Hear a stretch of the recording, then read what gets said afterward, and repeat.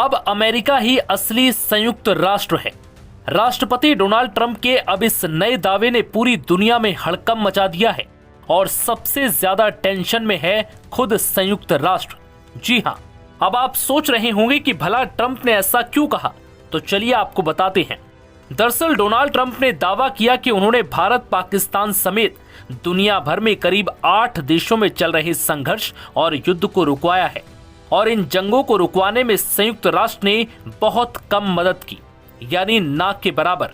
Trump ने यह दावा थाईलैंड, कंबोडिया के बीच जारी संघर्ष को लेकर किया। दरअसल ट्रंप ने social media platform truth social पर लिखा, थाईलैंड और कंबोडिया के बीच अचानक भड़की लड़ाई को अस्थायी रूप से रोक दिया जाएगा और वो शांति के रास्ते पर लौटेंगे। ट्रंप ने दोनों देशों के नेताओं की तारीफ की और कहा कि उन्होंने जल्दी और निष्पक्ष तरीके से समाधान निकाला। ये फैसला हाल ही में सहमत मूल संधि के अनुरूप लिया गया। ट्रंप के दावे के अनुसार थाईलैंड और कंबोडिया के नेताओं ने तेजी से और निष्पक्ष तरीके से इस निष्कर्ष तक पहुंचने में दूरदर्शिता दिखाई। उन्होंने कहा कि यह निर्णय तेज और निर्णायक था, जैसा कि ऐसे हालात में होना चाहिए। उन्होंने ये भी कहा कि संयुक्त राज्य अमेरिका ने इस प्रक्रिया में मदद की और इस पर गर्व है। इसमें कहा गया कि अमेरिका ने हाल के महीनों में कई युद्धों और संघर्षों को सुलझाने और रोकने में भूमिका निभाई है।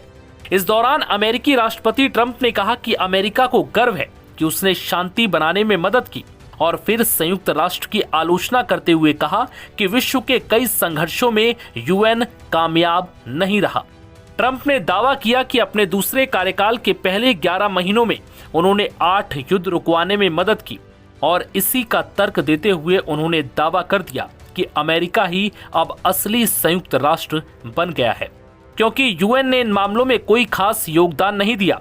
दरअसल रूस यूक्रेन के बीच जंग का जिक्र करते हुए अमेरिकी राष्ट्रपति ने कहा, वहां की स्थिति गंभीर है और यूएन ने प्रभावी भूमिका नहीं निभाई।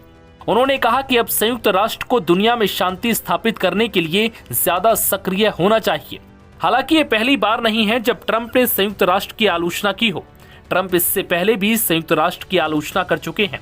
उन्होंने सितंबर में न्यूयॉर्क में संयुक्त राष्ट्र महासभा के सत्र को संबोधित करते हुए कहा था कि कई मामलों में उन्हें खुद कदम उठाना पड़ा, जबकि संयुक्त